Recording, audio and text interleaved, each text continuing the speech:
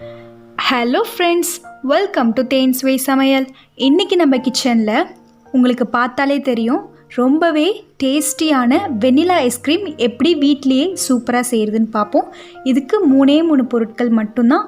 மெயினாக இதுக்கு நம்ம க்ரீம் எதுவும் பயன்படுத்தி செய்யலை. இதுக்கு பால், சர்க்கரை, முட்டை இது சேர்த்து நான் இன்றைக்கி செஞ்சுருக்கேன். வாங்க எப்படி செய்கிறதுன்னு பார்ப்போம்.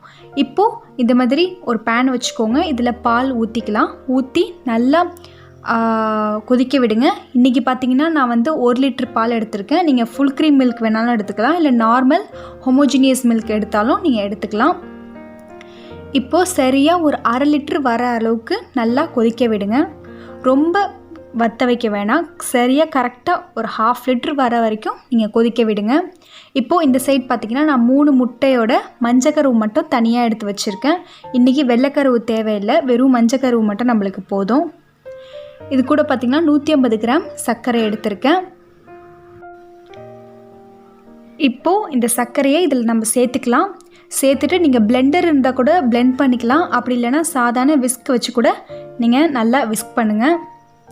இப்போது நல்லா மிக்ஸ் பண்ணிக்கிட்டே இருங்க, கைவிடாமல். ஒரு 2-3 நிமிஷம் கைவிடாமல் விஸ்க் பண்ணிக்கிட்டே இருங்க.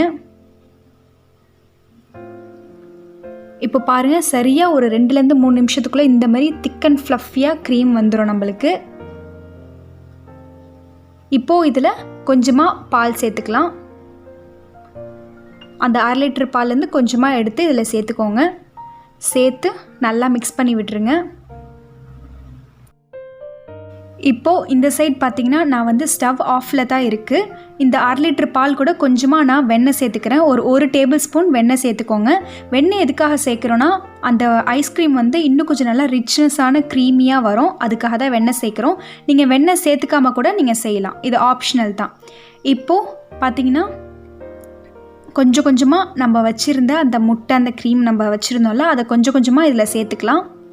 ஸ்டவ் ஆஃப்லே தான் இருக்குது. இப்போது இதை நல்லா ஃபுல்லாக மிக்ஸ் பண்ணி விட்டதுக்கப்புறம் தான் நம்ம ஸ்டவ் ஆன் பண்ணணும். இப்போ கொஞ்சம் கொஞ்சமாக சேர்த்து இந்த மாதிரி மிக்ஸ் பண்ணி விட்டுக்கிட்டே இருங்க.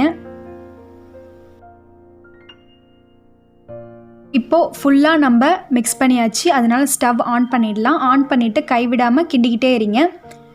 நம்ம விட்டுட்டோன்னா அடி பிடிச்சிரும். அதனால் நல்லா மிக்ஸ் பண்ணி விட்டுக்கிட்டே இருங்க. இப்போ ஒரு 10லேருந்து 15 நிமிஷத்துக்குள்ளே இந்த மாதிரி நல்லா திக்காக வந்துடும். இப்போது இதில் இந்த ஸ்டேஜில் நம்ம கொஞ்சமாக வெனிலா எசன்ஸ் சேர்த்துக்கலாம். ஒரு 2 டேபிள் ஸ்பூன் வெனிலா எசன்ஸ் சேர்த்துக்கோங்க. இதுக்கு கொஞ்சமாக வெனிலா எசன்ஸ் அதிகமாக சேர்த்தா தான் நம்மளுக்கு அந்த முட்டையோட அந்த கவுச்சித்தன்மை போகும். அதனால் 2 டேபிள் ஸ்பூன் சேர்த்துக்கிறேன். இப்போது சேர்த்துட்டு அதை நல்லா ஆற வச்சுட்டு நல்லா மிக்சியில் அரைச்சி இதில் ஒரு ஏர்டைட் கண்டெய்னரில் இந்த மாதிரி ஊற்றிக்கோங்க. ஏர்டைட் கண்டெய்னர் யூஸ் பண்ணிங்கன்னா இந்த கிறிஸ்டல்ஸ் ஃபார்ம் ஆகாமல் இருக்கும். இப்போது இதை ஃப்ரிட்ஜில் நம்ம வச்சிடலாம். இன்றைக்கி பார்த்திங்கன்னா நம்ம இதை 4 முறை நல்லா அடிக்க போகிறோம். இப்போது ஃபஸ்ட்டு 3 மணி நேரம் ஃப்ரிட்ஜில் வச்சுக்கலாம். வச்சுட்டு பாருங்கள், இப்போ ஓப்பன் பண்ணி பார்க்குறேன்.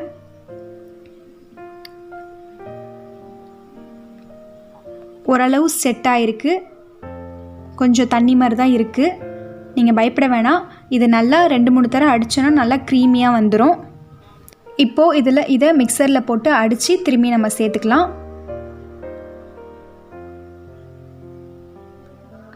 இப்போது இதை மூடி வச்சுருங்க. திரும்பியும் ஒரு 3லேருந்து 4 மணி நேரம் வச்சு நம்ம எடுக்கலாம்.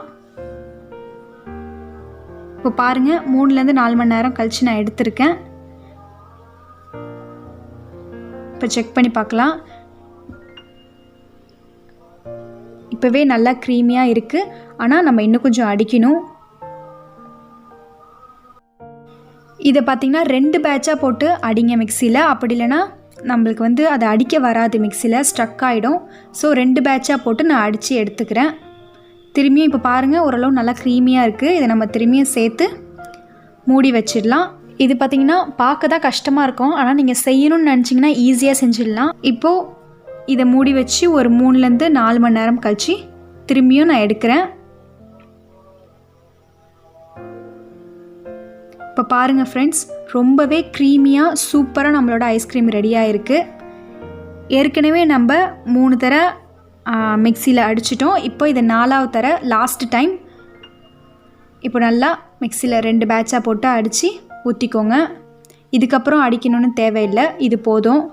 இதுவே நல்லா க்ரீமியாக வந்துருச்சு. இப்போது இதில் எக்ஸ்ட்ரா உங்களுக்கு நட்ஸ் ஏதாச்சும் சேர்க்கணுன்னா நீங்கள் இதில் சேர்த்துக்கலாம்.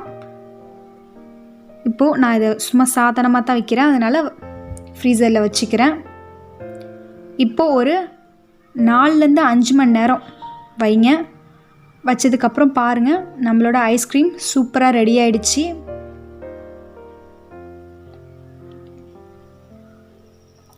இப்போது இதை நம்ம வேறு பிளேட்டுக்கு மாற்றிக்கலாம். பாருங்கள், செம்ம க்ரீமியாக இருக்கும் அந்த ஐஸ்கிரீம். ரொம்பவே ஈஸி தான். சம்மர் டைமில் குழந்தைங்களுக்கு இந்த மாதிரி நீங்கள் செஞ்சு கொடுத்தீங்கன்னா ரொம்ப ஹெல்த்தியாக இருக்கும். இப்போ இதில் கொஞ்சமாக நான் சாக்லேட் சிரப் சேர்த்துக்கிறேன்.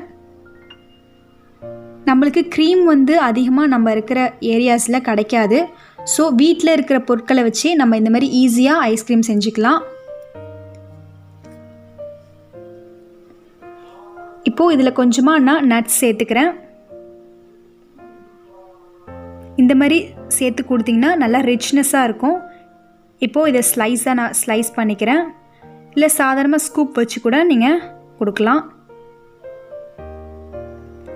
பாருங்கள் ஃப்ரெண்ட்ஸ், எவ்வளோ க்ரீமியாக எவ்வளோ ஒரு சாஃப்டாக இருக்குது நம்மளோட ஐஸ்கிரீம். அப்படியே கடையில் வாங்குகிற ஐஸ்கிரீம் மாதிரியே இருக்கும்.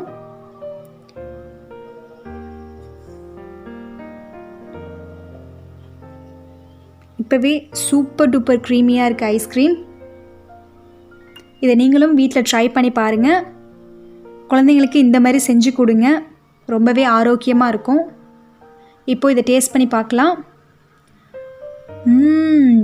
செம்ம க்ரீமியாக இருக்குது, செம்ம டேஸ்ட்டாக இருக்குது.